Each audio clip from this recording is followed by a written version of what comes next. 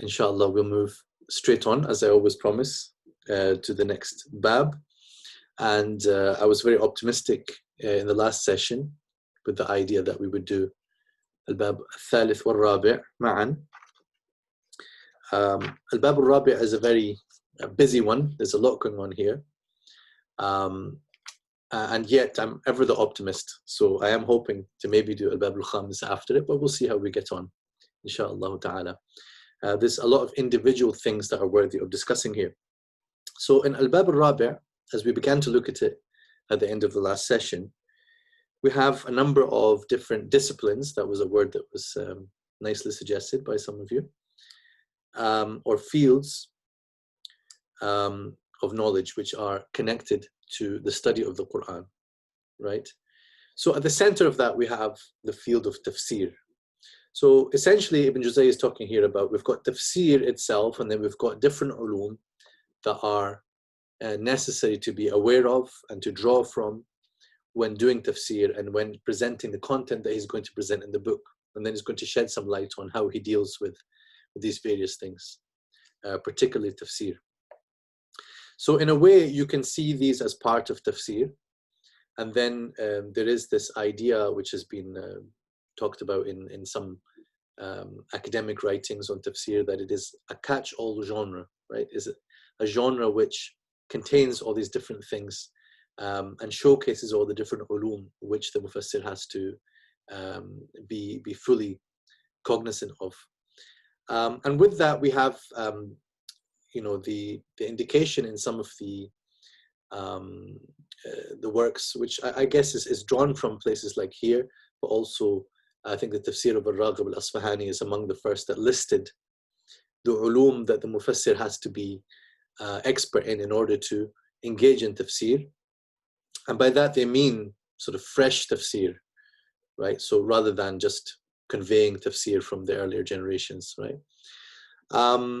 And then you can find that presented in Al-Itqan fi Ulum al-Quran of As-Suyuti, right? So you have a list of around 15 ulum which the mufassir has to be master of, right? So this list is very similar to that list, right? There's some differences in the way it's presented, but on the whole, has anything happened to my sound?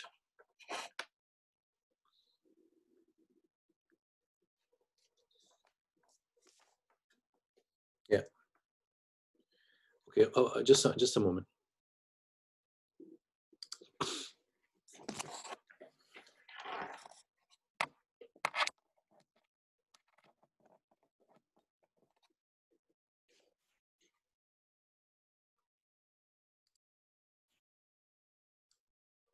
Okay, small technical issue there.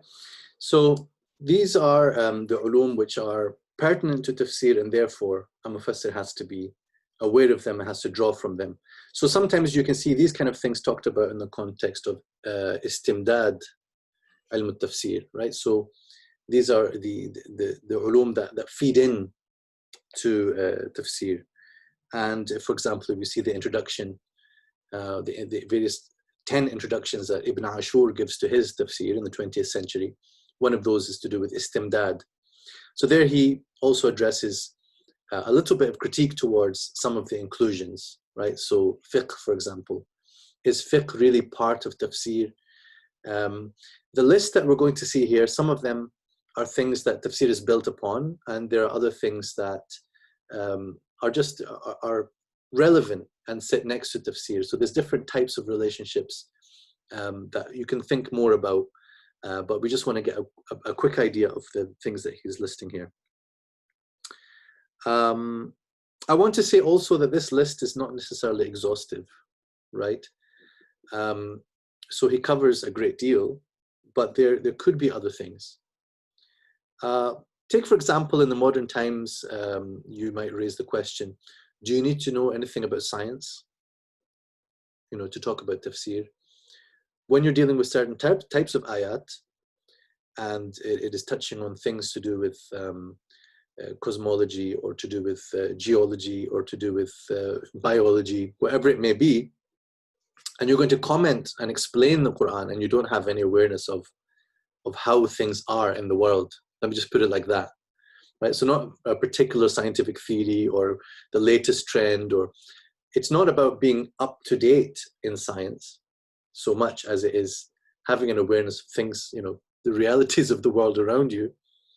And then, of course, there are questions about to what extent are you doing tafsir based on the knowledge of the time of revelation, and to what extent are you doing it based on the best knowledge that's available, given that the Quran is timeless, right? So those are questions which are, it's not our concern to address directly now, but I'm just saying it doesn't show up in the list here, right? He talks about al-qasas, and then so in modern times, you know, we might have, when I say modern times, what I mean is right now in the Western Academy particularly, there's a great deal of discussion around the interplay between the Quran and biblical sources and para-biblical sources. These have been dealt with in our tradition through the broad rubric of the Israeliyat. And, you know, is there something to be gained by having knowledge of former scriptures?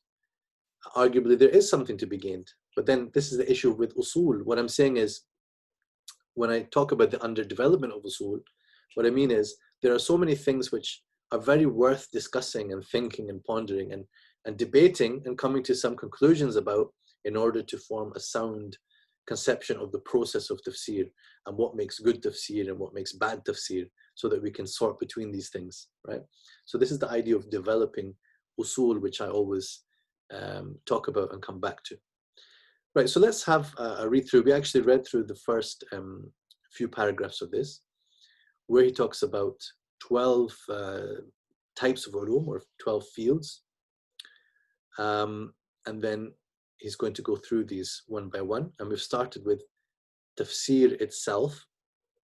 فهو المقصود لنفسه, and I was just drawing attention to the fact that, of course, tafsir is not desired in its own right, but in the context of talking about tafsir, of course, what we mean to say is this is the central concern that we're dealing with, right? And everything else has some relationship, everything else he's going to mention here has some relationship to it, whether supporting it or being side by side with it, or branching off from it in one way or another. And sometimes it goes kind of in two directions, right? So let me put this point to you, right? If it is said that a person has to be a master of fiqh before he or she can do tafsir of the Quran, right? So if we take the Suyuti's list of 15 ulum at face value, and a person has to be a master of fiqh before talking about the Quran, or doing tafsir of the Quran, well, what does a person need in order to be a master of fiqh? They have to know the evidences for the rulings, and those evidences are based upon interpreting the Quran and the Sunnah. So they have to interpret the Quran in order to do fiqh and to master fiqh, and then they have to master fiqh in order to interpret the Quran. So there is a small problem here. I'm not saying an unsolvable one. Ibn Ashur talks about this, or touches on it, when he says there's a certain level that's needed in order to master that ilm, and then there's a certain amount of that that's needed. Like the basic amount is needed to do, basic amount of tafsir is needed to do fiqh, but then a higher level is needed to do more advanced things. Okay, and fiqh may not be the best example of it, but this is how the circularity issue could be addressed. But yes, and I raise this point in order to say that there is something quite problematic about the idea that tafsir is like the end accomplishment of ilm, that you have to master everything else before you can even consider tafsir. It doesn't make too much sense, and also it prevents this field from actually flourishing, right? Because people are scared to go there. And that fear is, of course, to a certain extent, a healthy fear, right? One should have some trepidation in talking about the Book of Allah and the words of Allah. But then, you know, that's the same trepidation that's needed to do fiqh and fatwa, for example, right? Why is it easy enough? And of course, nobody says it is easy to, as Ibn al-Qayyim would say, sign off on behalf of God by giving fatwa, right? As he's got that book called I'lam al-Muwaqqi'een an Rabbil Alameen, right? So when a person gives rulings, they are in a sense signing off in God's name. So why would that be something that lots of people do, and they do? And the idea of saying something about what the meaning of Allah's words are is considered almost unattainable, and you have to reach the imama of your age, and then you have to write something in it has to be the last 10, maybe 20 years of your life, quietly in your home, write, and then die, and then people say, Rahmatullahi alayh, kana mufassiran, right? So it's almost like you have to be deceased to be mufassir. I'm exaggerating very slightly here, okay? But my point is that I don't know what my point is anymore, okay? But there is a need to appreciate that tafsir is an ongoing need and a living craft which people have to be trained to do, right? Okay. ومعنى التفسير شرح القرآن وبيان معناه والإفصاح بما يقتضيه بنصه أو إشارته أو فحواه. Okay, so he makes a bit of discussion on the next page about the distinction between tafsir and ta'wil. So that will help us to clarify some aspects of the way he's defined it here. Okay, so we've said that clarifying the meaning and indicating or expressing what the text leads to and indicates, denotes. So not requires. Requires would not be the right way of putting this. So here he's talking about types of difference in tafsir. So we have tafsir, where there's essentially ijma'. Okay, ijma' is not really a word that appeals to me very strongly in the field of tafsir, but some people have talked about al-ijma' fi tafsir. Okay, but he's talked about it here as ma huwa muttafaqun alayh. So this would apply, of course, to the muhkamat of the Quran, right? Where there are things which can't really be interpreted in more than one way, except with an extreme desire to distort its meaning. But insofar as the meaning is clear, there won't be more than one statement made about it, right? Or if there's more than one statement, they come down to the same thing. So there's that tafsir which is agreed upon, and then there's that tafsir where there is difference and divergence. وَمُخْتَلَفٌ فِيهِ ثُمَّ إِنَّ الْمُخْتَلَفَ فِيهِ عَلَى ثَلَاثَةِ أَنْوَاعٍ. So I want you to think about 3 levels here. This will help you to understand what he's about to say. We have got the substance of meaning, right? So the meaning itself, what he's going to call al-ma'na, he means here the substance, right? Then we've got a level above that, which is the expression, right? How to word that substance, how to express that meaning, how to word it, okay? So that's what I'm going to call the expression.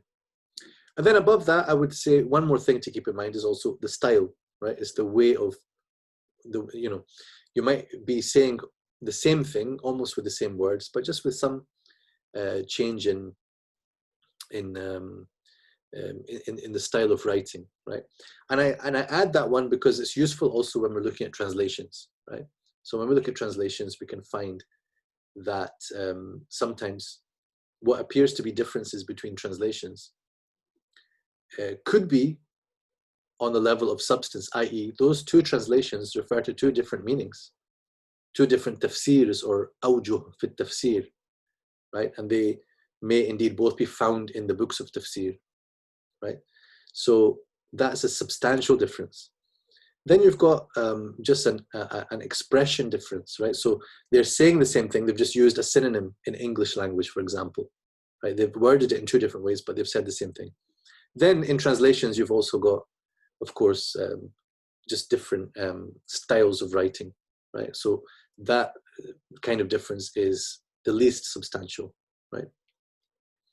So if one person is writing in a more formal style and one is writing in a more informal style, or a vernacular, or an easy English compared to a high register, or the these and thous, okay? These and thous, for example, is not different in substance or expression, right?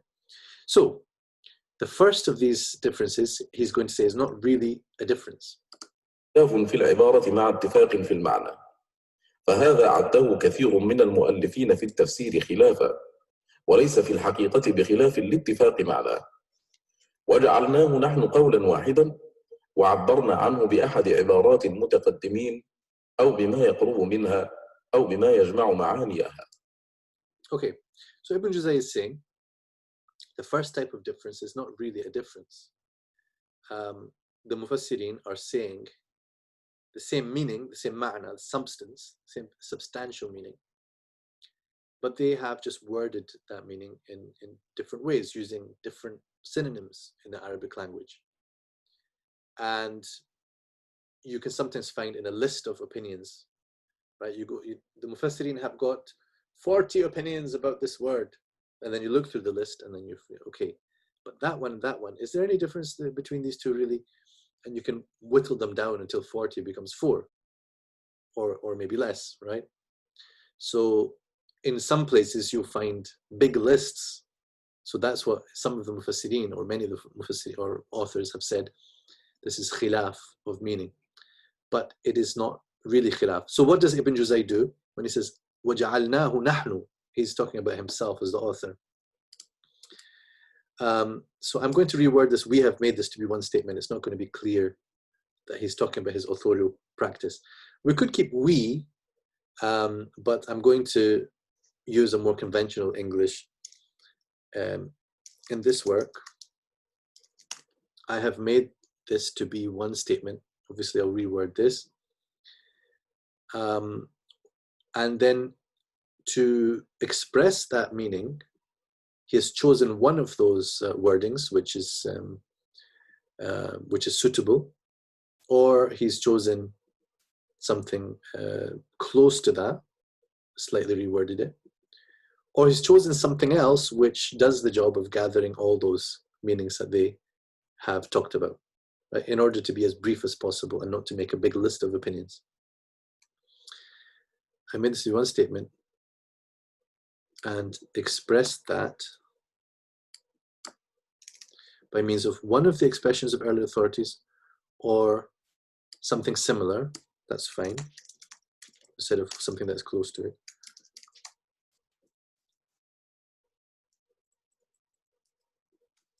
Or that which, let's say, or a wording, which unites its meanings, which encompasses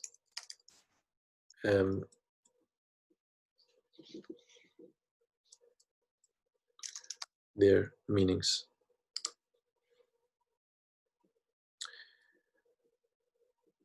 Now there's a small ishkal here I noticed, which is that now he's talking about ma'ani, whereas before the whole point is there's one ma'na, okay? But then he must mean here, يَجْمَعُ مَعَانِيَهَا, he must be referring to, as the subtleties, the difference in sense between them, right? Okay.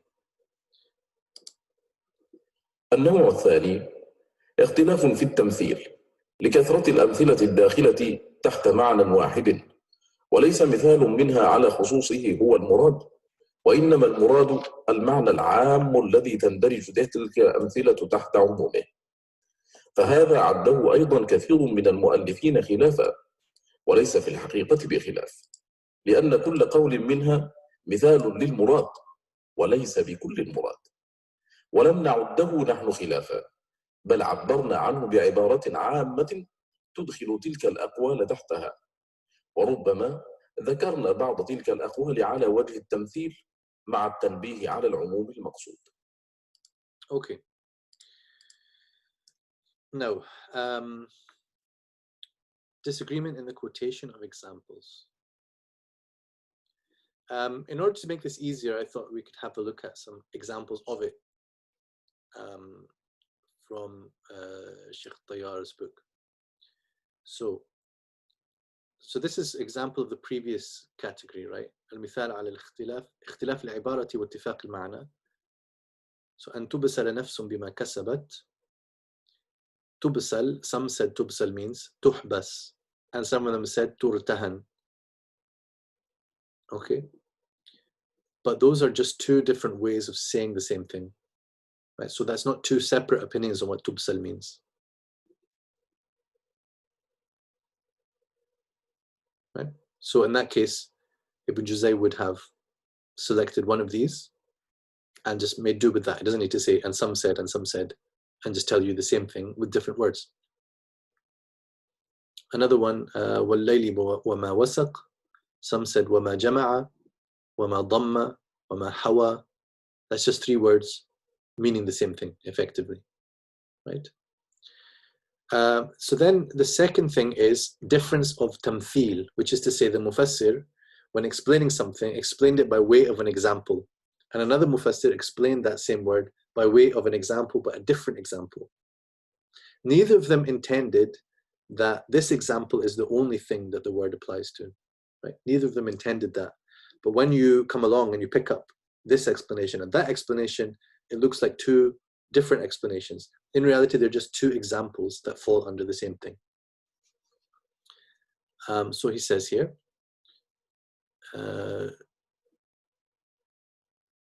okay, so then in talking about فَمِنْهُمْ ظَالِمٌ لِنَفْسِهِ وَمِنْهُمْ مُقْتَصِدٌ. Okay, so ظَالِمٌ لِنَفْسِهِ. Some said الظالم لنفسه هو الذي يؤخر الصلاة حتى يخرج وقتها. Okay, so that's quite specific sounding, right? والمقتصد هو الذي يصليها في وقتها والسابق بالخيرات هو الذي يصليها في أول الوقت. So that is an explanation which brings all these three categories in the ayah together and explains them with reference to a particular context, namely the salah. Right? Now, when you hear this explanation, this tafsir, someone may well think that what they're being told is that's what this ayah is about, and only this. That's specifically what it's about.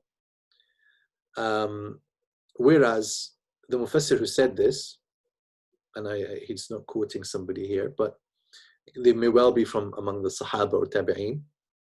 So then, those who said that most likely intended it as an example. And to think that, for example, to think that this is the meaning would be a bit strained in terms of the context. Why would it suddenly be very specifically this ayah in Fatir is about the salah? ثم أورثنا الكتاب الذين اصطفينا من عبادنا فمنهم ظالم لنفسه. It's a very broad wording, right? So to restrict its meaning in that way seems a little bit out of place. Okay, and there you have another issue which we're not getting to yet, which is sabab nuzul, right? So sometimes you've got this a sabab which also can function as an example of the thing that the ayah applies to. It doesn't necessarily restrict the meaning of the ayah to that sabab and that occasion and the cause and the original context in which the verse was revealed, but it would apply to anything similar to it in the relevant sense. Okay, if the wording is broad enough. That's where you have this famous qaida. If you don't know anything about usul al-tafsir, you probably heard this: al-ibratu bi'umum al-lafzi la bi khusus al-sabab. Right. So as a general rule, where there is a broad wording that encompasses different contexts, you don't restrict it to the context just because it was revealed in a particular context. Right. Not just for that reason, but that is requires further elaboration. So another idea والذي قدر فهدى بعضهم قال قدر أي خلق الطفل وهداه إلى ثدي أمه. So created the baby child and guided him to suckle. وبعضهم قال هدى الذكر للأنثى. Okay, so they're just by way of example. By way of example, the mufassir, when saying this, did not intend for you to understand that as the exclusive meaning. So coming back here, let's have a look at how this has been translated. Because of the many examples which come under one meaning. Okay, so this is supposed to not be a start of a sentence. لكثرة الأمثلة الداخلة تحت معنى واحد. Because of the many examples which may come under one meaning. This is the idea, right? So one meaning is broad enough to encompass lots of different scenarios and situations. وليس مثال منها على خصوصه هو المراد بالآية, and of which no example in particular is intended. Let's just make that a little bit clearer by the verse.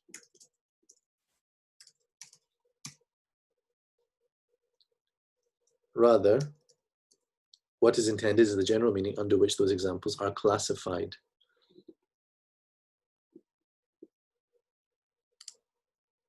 I wouldn't say are classified.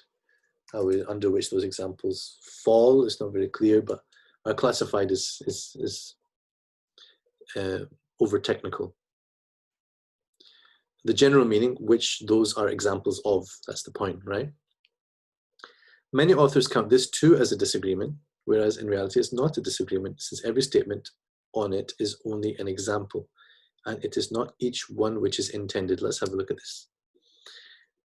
وليس في الحقيقة لأن كل قول منها مثال للمراد وليس بكل المراد. So this is not translated correctly. So every statement on it is only an example and not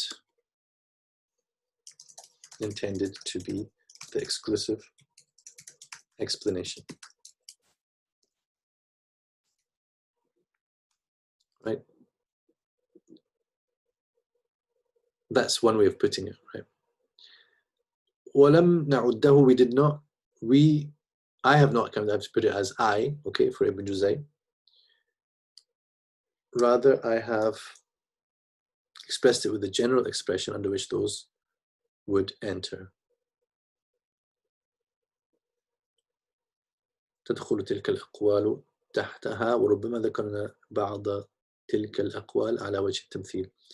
We sometimes, or we may have mentioned, or let's say sometimes, I think that will be a little bit clearer. I mentioned some of those, rather than statements, I'm going to say examples, because that's what he's getting at. Okay, no. In order to point out possible examples, there's no need to say in order to point out possible examples, just say by way of example, while drawing attention to the general meaning which is intended. That's fine. So I'll give you another example of this. At least Ibn Ashur makes this argument. At the end of the Fatiha, we have, of course, غير المغضوب عليهم ولا الضالين, right? I'm reaching for the study Quran. Hold on, I'll go and get it.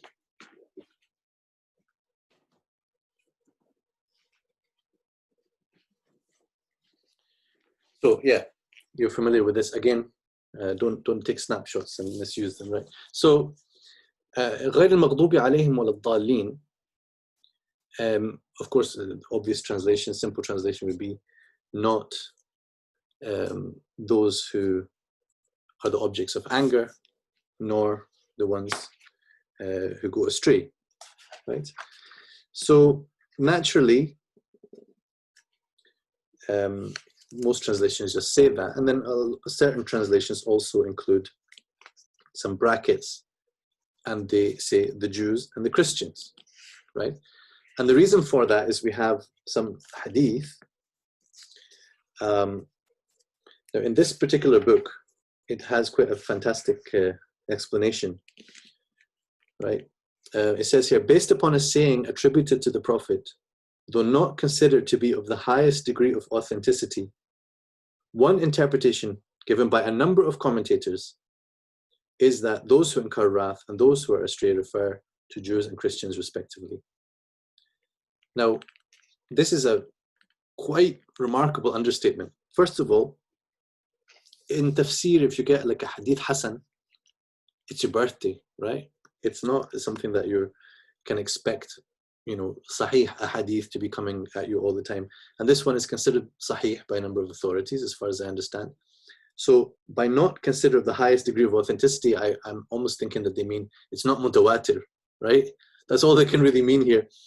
Or maybe they are saying it's hasan and not sahih. But so what, right?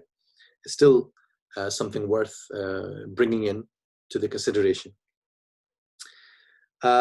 Secondly, now I think for various reasons and due to the general orientation of this book, which doesn't really want to adopt the sort of critical attitude towards Jews and Christians, which is a subject for another time. But what they say here is that this is one interpretation given by a number of commentators. In reality, you can parse the whole Tafsir tradition and you will barely find them swerving from this statement at all, right? They will say it's the Jews and the Christians. And the reason being, we have the hadith, right? So it's not just a number of commentators, unless that number is, n, and n equals all mufassirin, right? Among the interesting examples of some divergence from that is Imam al-Razi, right? So that's in the Fatiha volume that I translated. Imam al-Razi actually suggests that maybe that's not the clearest meaning, and maybe it can be generalized to the kuffar and the fusaq, or the kafirin and the munafiqeen, or something like this. He makes some interesting suggestions, arguments about that. But his suggestion wasn't taken up by later mufassirin, really. And they criticized him actually for that and said, why would you make these kind of rational suggestions when we have the hadith? So better ways of looking at it could be to say, first of all, when the Prophet ﷺ is saying it's one is al-Yahud and one is al-Nasara, he doesn't mean all Yahud, all Nasara, but in the sense that we are being told to not follow their way, it means to not follow the worst among them, right? And therefore the ones who earned anger and the ones who were astray, because these are attributes that can fall upon anyone. And that's why many of the Mufassirin have also said things like al-Maghdub alayhim are the ones who knew the truth and didn't follow it. And then they equate that, of course, with what is said about the Jews in the Quran. And then also those who didn't know the truth, they lost sight of the truth and the guidance. And that dalal is then attributed in certain ayat to the Christians. So in fact, and you can find this in Ibn Kathir and elsewhere, they often do cite Quranic ayat with the words ghadab pertaining to the Yahud to make an intra-Quranic argument for the first one referring to the Jews and the second one referring to the Christians, right? So that intra-Quranic argument has been made. So in the study of Quran wants to make a very elaborate intra-Quranic argument to generalize the point before they got to this, based upon a saying attribute not the most authentic, some commentators. I mean, it's a massive understatement. In actual fact, I saw a work done by an Arab Christian who gathered, he wanted to make a point about the Quran or Tafsir being anti-Christian, anti-Jewish, whatever. So he had his own agenda in doing it, but it's just a simple piece of research. He just looked up the Tafsirs and he compiled it into one book. I mean, that book is a big rad on this, right? It's not a few commentators, and it's not just one of the statements. Another approach, though, as I indicated, Ibn Ashur goes with, and I think this is straightforward, is to say that the Prophet ﷺ was just giving them an example, right? So if Allah Azza wa Jalla had wanted to say, غَيْرِ الْيَهُودِ وَلَا النَّصَارَى, okay, first of all, that wouldn't be terribly strange because the Quran in numerous places is telling us not to be like X, Y, or Z, right? And the whole point in telling us all these lengthy stories about where the Jews went wrong with their prophets, with Musa, where people went wrong with regards to Isa alayhi salam and their belief in him, and all these things are there in order for us to obviously learn a lesson as Muslims, as the Muslim Ummah. So that shouldn't be a strange meaning, but is it there in the Fatiha? Is it what the Fatiha is saying? It could have easily been worded that way if al-Maghdub alayhim equals, like, it's an equal level of meaning, equivalent meaning of the Jews. Or if it was an equivalent meaning, ad-Dallin means the Christians. But it's better to see it, and I think that Ibn Ashur is right in this, as an example. So the example was given by way of those communities who were familiar and most familiar to the listeners at that time, and indeed, not restricted to that time. Wallahu ta'ala alam. It's a bit of a diversion, but it's just because in the munasabah of talking about tafsir bil mithal. So if there are mufassirin who said that maghdub alayhim just means those who earned anger by not following the guidance which they knew, then they're talking about a ma'nan am, and then the Yahud may fall under that as a mithal. And if the dalleen are those who lost sight of the truth, that's a ma'nan am, and then Christians would be then as a mithal, okay? And if, suppose any mufassir give another example, a different kind of example for maghdub alayhim, and a different example for dalleen, right? It would not be illegitimate in my view, because he's just giving another example aside from the example, the authoritative example that the Prophet ﷺ gave. And then the ikhtilaf would be this type of khilaf, right? Khilaf fi tamthil, right? So we've got a question here. Would it be the same for Sirat al-Ladhina an'amta alayhim? Well, that one is going to be, of course, all those who walk the path of truth and righteousness, right? And then there isn't, I mean, of course, like if you talk about the previous communities that, amongst whom prophets were sent, those who followed the prophets were, in some sense, they were Jews, okay?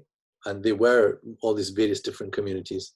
They might have had different names and tribal identities or whatever they had. Christians is a bit more of a tricky thing to say because, Christian has a more particular meaning about a doctrine that formed after that time, right? But what I mean to say is, when it says don't follow the Jews and the Christians, and don't be on the path of the Jews and Christians, well, it can't mean those who followed Musa rightly and those who followed Isa rightly. It has to mean those who went wrong, right? So that in itself, and in the Quran elsewhere, we have the distinction between those who were righteous and those who were not. And then in the time of the Prophet ﷺ, laysu sawa'an. Okay, so there's a distinction between different categories. And even if you understand that as meaning there are those who then entered into the deen of Islam and those who followed the Prophet Muhammad ﷺ, but still in some way are described in the Quran as Ahl Kitab, right? I think there's discussion to be had around that, but let's go with that for now. But Surat al-Ladhina an'amta alayhim, they also explain it with reference to the ayah in Surah An-Nisa. فَأُولَئِكَ مَعَ الَّذِينَ أَنْعَمَ اللَّهُ عَلَيْهِمْ مِنَ النَّبِيِّينَ وَالصِّدِّيقِينَ وَالشُّهَدَاءِ وَالصَّالِحِينَ. Right? And another ayah in Surah Maryam is also used in this regard. So these are just like categories, broad categories. But you wouldn't need that ayah in order to understand the meaning of Sirat al-Ladhina an'amta alayhim. And using the ayah in An-Nisa, the prophets and the martyrs, was it min an-nabiyyin was-siddiqin, the truthful ones, was-shuhada was the martyrs and the righteous. Again, it's broad anyway. As-salihin encompasses all righteous people in the end, doesn't it? So we have here another way of explaining Sirat al-Ladhina an'amta alayhim, right? The Prophet ﷺ didn't tell us something specific about that in the way that he said in the hadith about al-maghdub alayhim wal-dhalin. Okay, let's move on from there.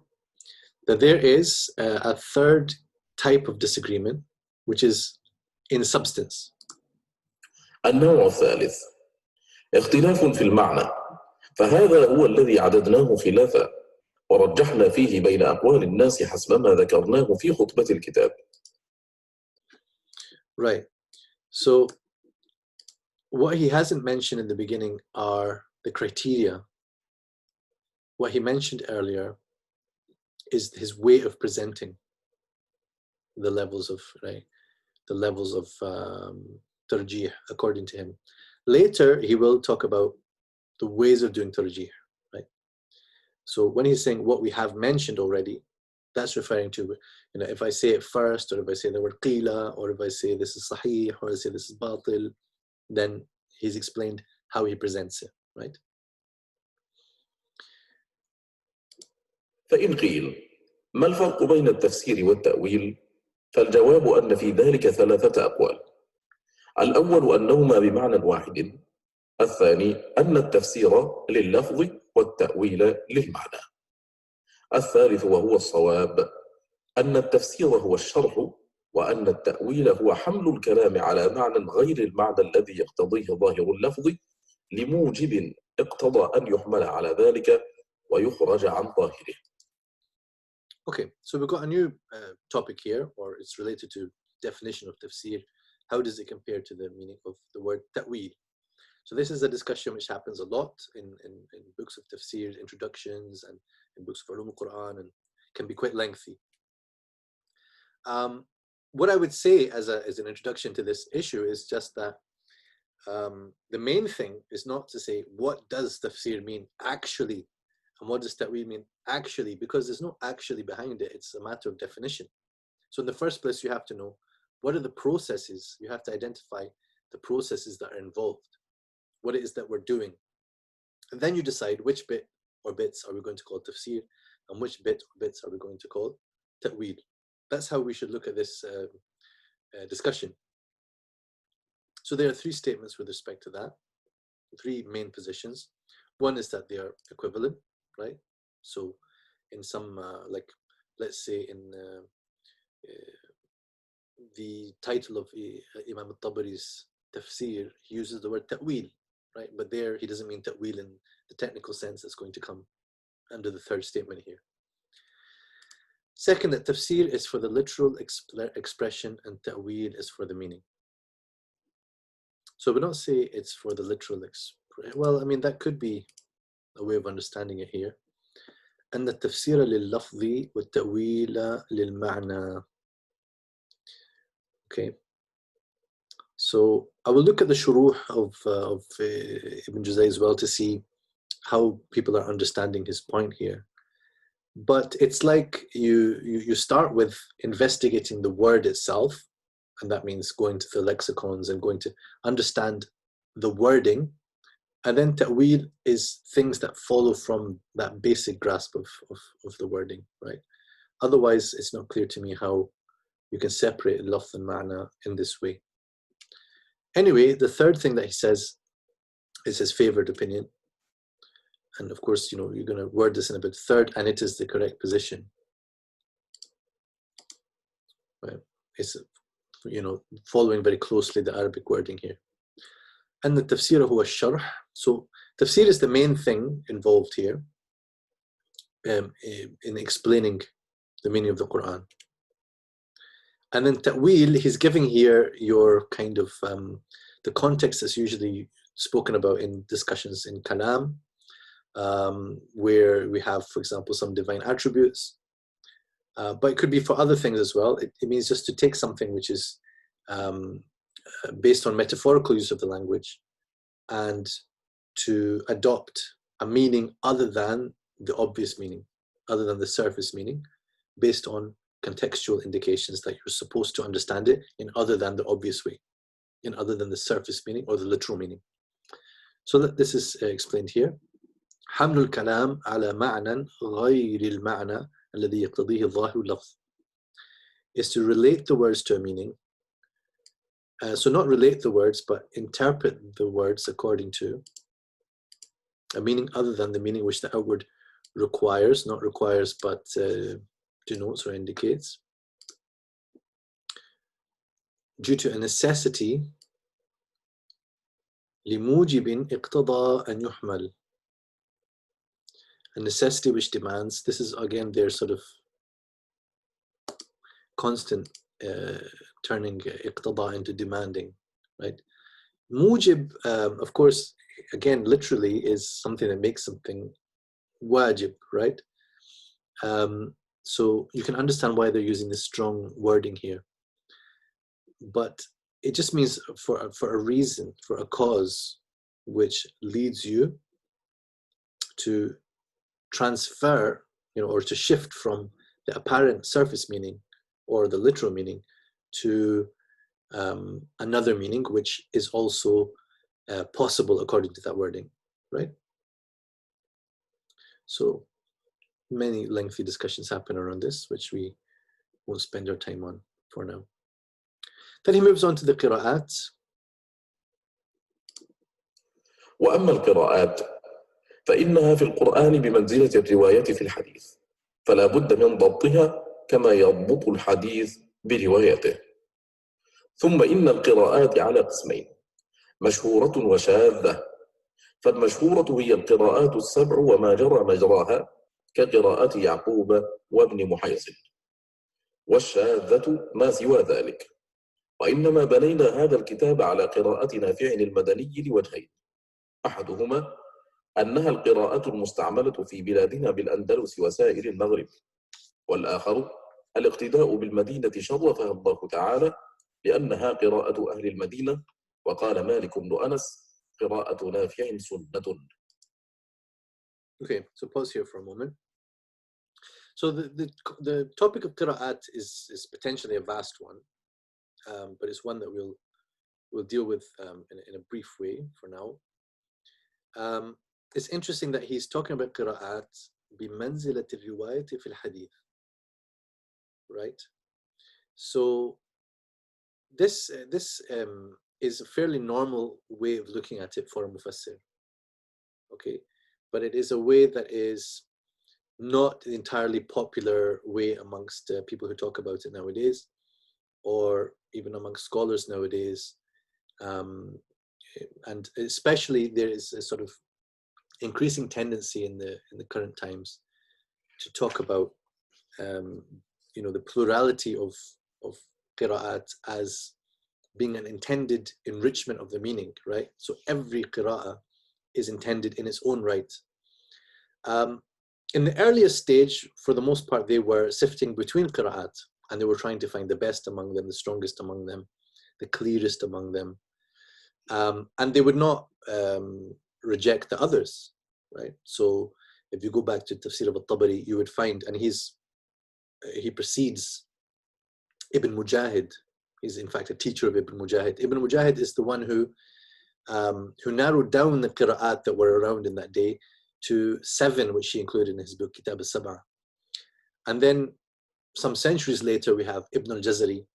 Ibn al-Jazari then expands on the same categorization that Ibn Mujahid has done, but he brought in another 3 qira'at which remained well serviced and well renowned, well recognized in the Muslim world.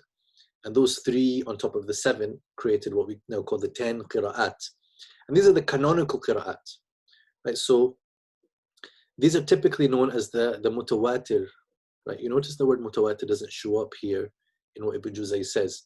He uses the word al-mashhura, qira'at al-sab' wa ma jara majraha. So he's talking about the 7 plus others that that could be as good as the 7. And then he mentions qira'at Yaqub, which is one of the 10. Okay, so it's one of the 3 which completes the 10. And then he mentions Ibn Muhaysan, who is not one of the 3 that completes the 10. Right? So I don't know whether the footnotes go into this or no, they don't, right?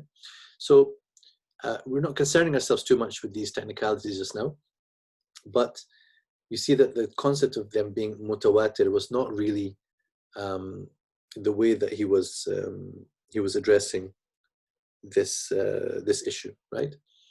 But he says that بمنزلة الرواية في الحديث فلا بد من ضبطها كما يضبط الحديث بروايته, right? So I don't think this exactness point quite conveys what he's saying, and also the link to is okay, but could be worded a bit better. It means that one has to search out and to verify that one is narrating the Quran correctly, just as one does for hadith. That doesn't mean that they're exactly the same in the way of transmission and the style of transmission. They're not, but the basic principle is there, right? So all of that work was done in the early stages, such that nowadays we don't have to do dabt of qira'at, right? They have been compiled they have been concluded. We have the most famous qira'ah, and riwayah under that, which is called Hafs an Asim. Most of the world is using it. All the dabt has been done. It's fine. And we have the other qira'at, the 7 and the 10, and then all the sub narrations with them, right?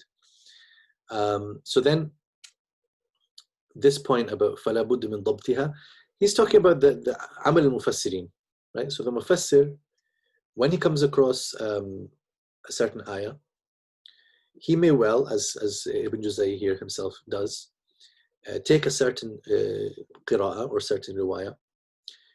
If you don't know already, the qira'ah refers to the 7 or the 10, right? And then below that we have the riwayah. And so there are two main transmitters from each qari, right? From each qari imam. So those are the riwayat. So if there are 10 qira'at, there are 20 riwayat, right? So Hafs an Asim is an example of a riwayah. The qira'ah of Asim is an example of the qira'ah. Now, the mufassir will come to it and say, well, this ayah means such and such, and we have actually a number of qira'at here, and he might select from among them, or he might say, according to this one it would mean this, and according to this one it would mean that. And of course, not all the time qira'at create any divergence in meaning, but sometimes they do. And sometimes it's helpful to look at the multiple qira'at, because one qira'ah, or the main qira'ah that he's referring to, might have something in it which requires some investigation, something a little bit unclear about its meaning. But when the other qira'ah is brought in, now it becomes clearer, because they would use the qira'at to strengthen each other and not the opposite, right? So that's where, in a sense, I'm going against the idea of this new translation, right? Some of you may have seen it, you might have asked about it.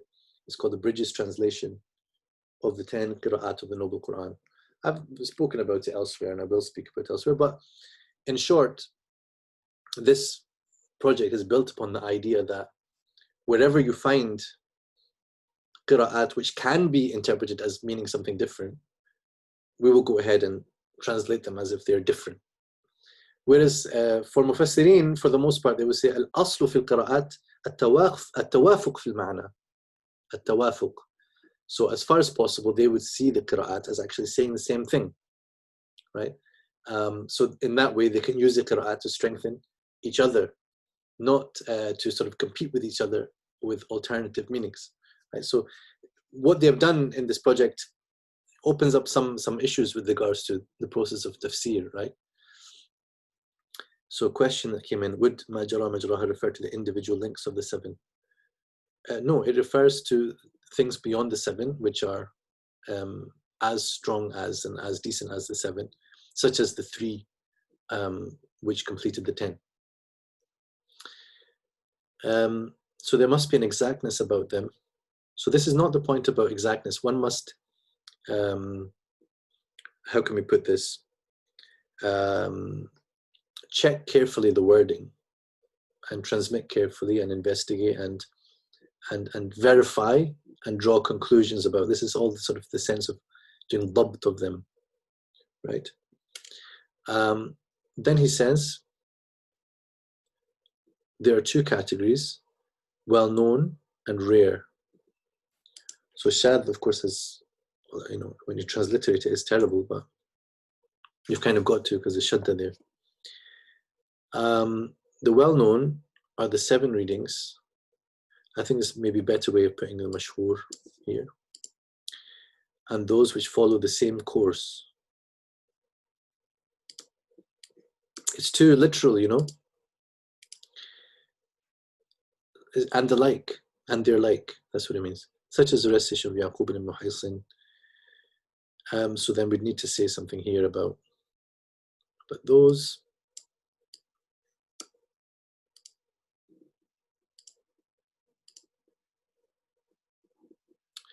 The rare ones are any beyond these, okay? Al-qira'atu shadha. وَإِنَّمَا بَنَيْنَا هَذَا الْكِتَابِ. We have only based this book. So the innama, we have only done so for 2 reasons. One of which is that the reading most used in our cities of the Andalus and the rest of the cities of the Maghrib. Other is in order to emulate Medina, because it is the reading of the people of Medina. Malik said the reading of Nafi' is Sunnah. Maliki things. Okay, we mentioned of the other readings that in which there is benefit for the meaning. So this is following very closely the Arabic one. We mention of the other readings that in which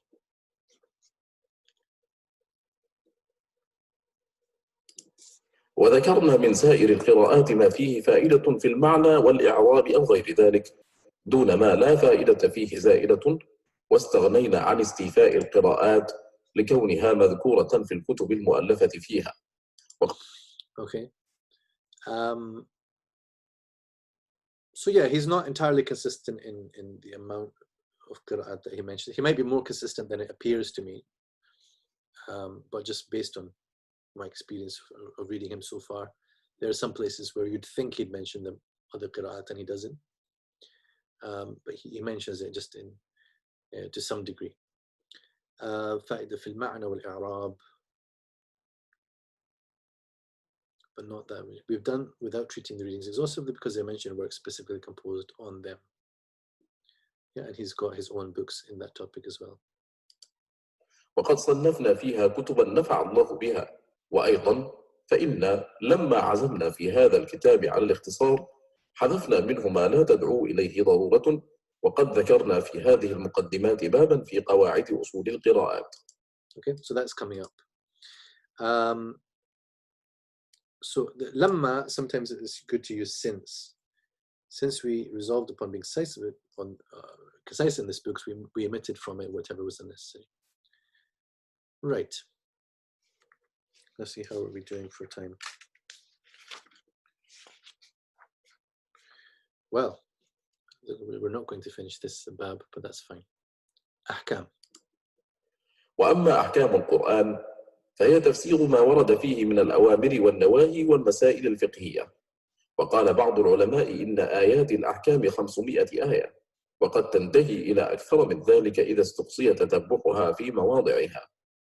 وقد صنف الناس في أحكام القرآن تصانيف كثيرة ومن أحسن تصانيف المشارقة فيها تأليف إسماعيل القاضي وأبي الحسن كياه. ومن أحسن تصانيف أهل الأندلس تأليف القاضي الإمام أبي بكر بن العربي والقاضي الحافظ أبي محمد عبد المنعم بن عبد الرحيم المعروف بابن الفرس. Okay, so a bunch has been said here. So rulings. As for the judgments, how have we gone from ahkam to rulings to judgments? Which one are we going to go with? We're going to go with rulings. Okay. So then he says, فَهِيَ تَفْسِيرُ مَا وَرَدَ فِيهِ. So of course the ahkam themselves are مَا وَرَدَ فِيهِ مِنَ الْأَوَامِرِ وَالنَّوَاهِ. But what he's talking about is the study of ahkam al-Quran is the tafsir of these things in the Quran. So let's say, by the rulings of the Quran, we mean the explanation of the commands and prohibitions and issues of jurisprudence which appear in it. والمسائل الفقهية. Okay. Some of the scholars say, and then we don't have to turn this into a direct quote, you could say that there are 500 verses which relate to judgments.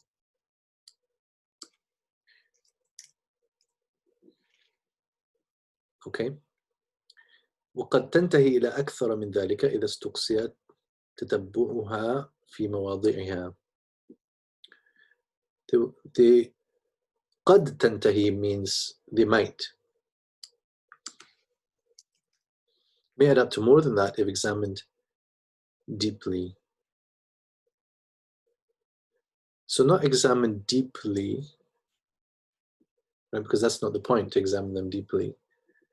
But if they are followed up or surveyed exhaustively in their places.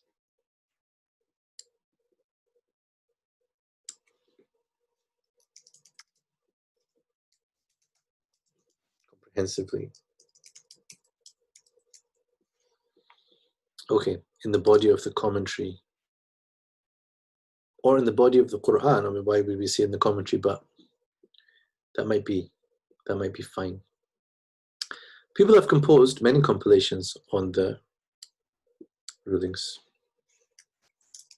of the Quran. Amongst the best, amongst the Mashariqa,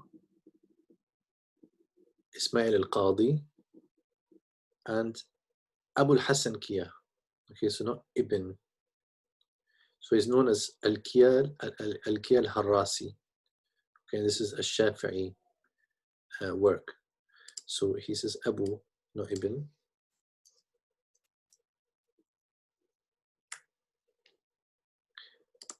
And then we should have footnotes for them, shouldn't we? As we did for other people. One of the best compilations of the people of Andalus is the work of the Qadi and Imam Abu Bakr ibn al-Arabi. There's a very famous work which is available. And of the Qadi al-Hafidh ibn Muhammad ibn Abd al-Mun'im ibn Abd al-Rahim, who is known as Ibn al-Faras. Okay, so they come up at some points in the Tafsir here.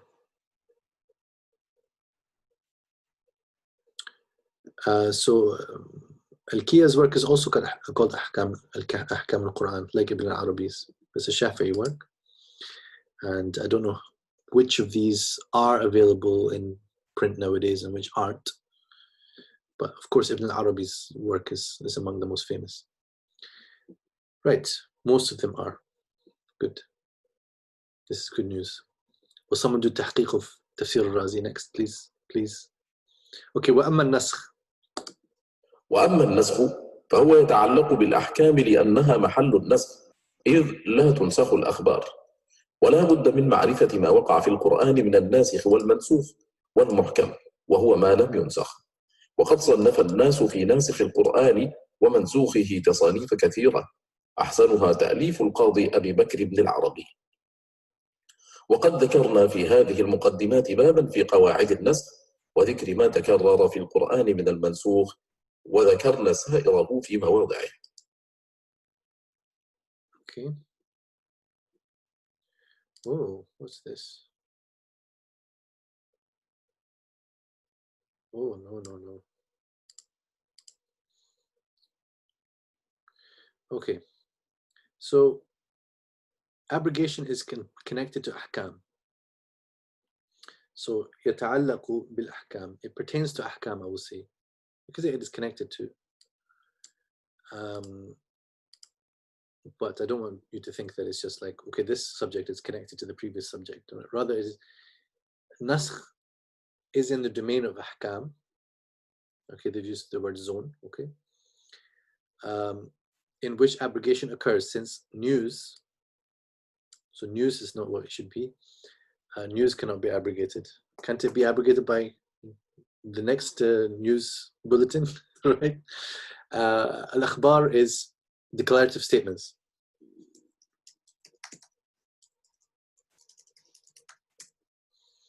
Right. Cannot be abrogated.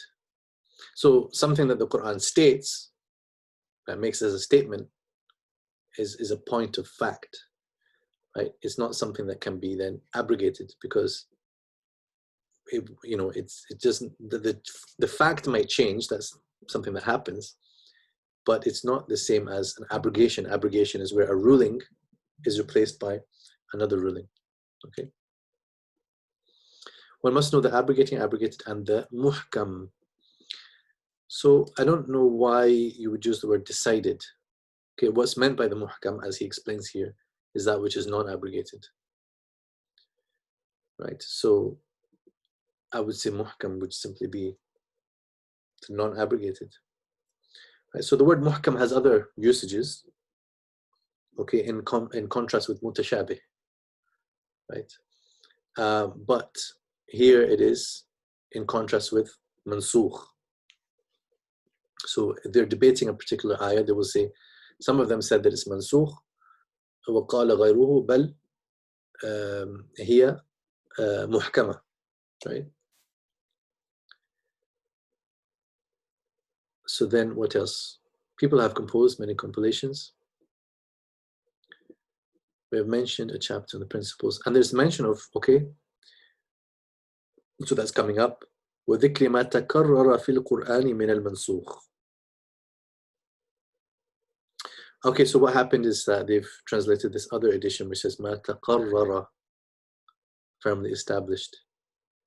It wouldn't make much sense though, would it? من قواعد النسخ وما تقرر في القرآن المنسوخ. It would be what occurred, at least, not firmly established. But then تكرر, obviously from repetition, would be referring to those things. What he does talk about in the chapter, which will help to understand this, are the many verses that are abrogated by a single one or two verses, right? Which he's going to talk about ayat as-sayf. Okay, so anything of this nature will be mansukh. I think that's what he means by takarrara here. وذكرنا سائره في مواضعه, throughout the tafsir.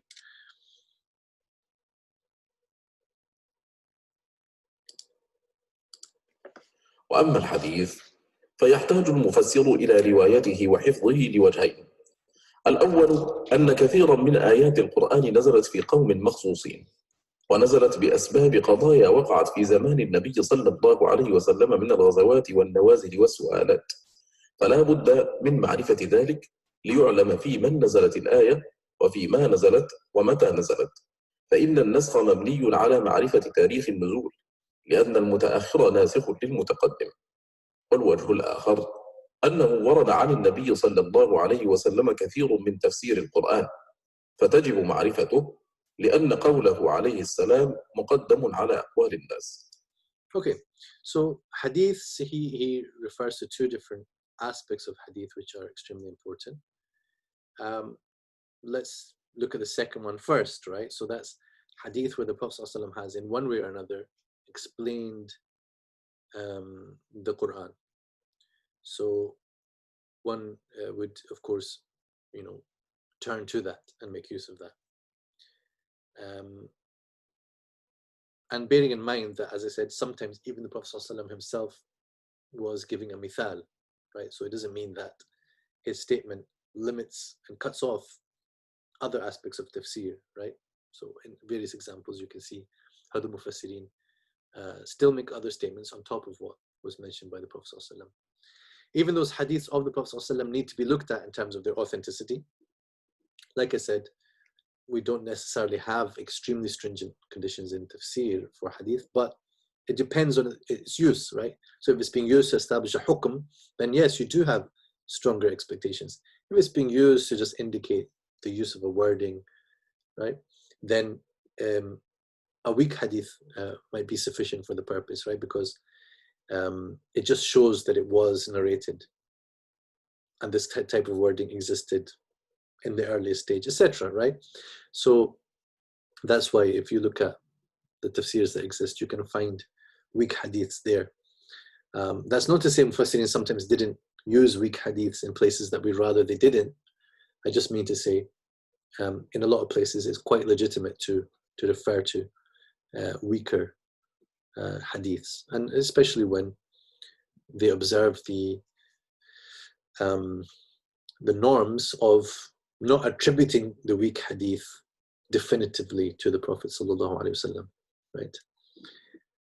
But then, of course, many hadiths are actually telling us something about the context and about asbab al-nuzul. So this is where we're touching on this subject. So when a particular ayah was revealed concerning particular people or particular issues that came up,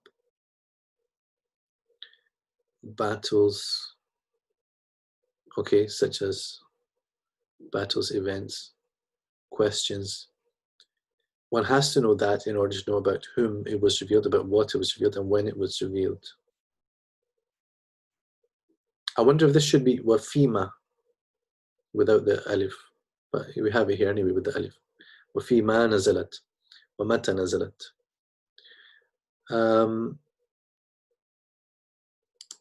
So as I said a bit earlier and touched on this, that doesn't mean to say if there's a sabab that it necessarily limits the meaning of the ayah to that sabab. The sabab simply helps us to understand the type of thing that is intended by the ayah. And in some cases, it might be more specific than that, right? But this is something that has to be looked at case by case, right? We can't expand on the whole topic for now.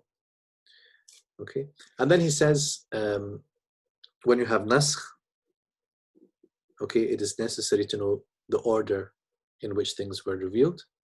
Okay, so knowing the time that it was revealed tells you something about the order two things were revealed.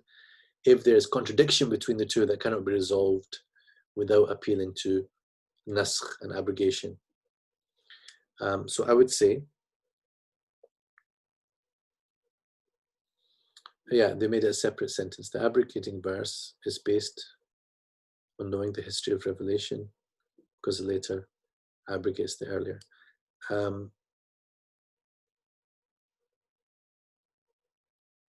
Okay, so it's not the abrogating, but abrogation. It could be that their edition said an-nasikh, whatever says an-naskh, mabniyun. The history of revelation, not the history, the chronology, or the time of narration, right? Because the later abrogates the earlier.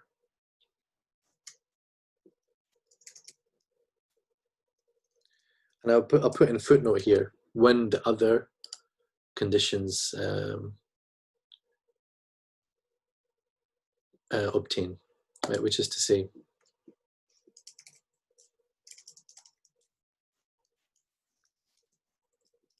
namely, that there is no way to resolve the two ayahs in another way than naskh.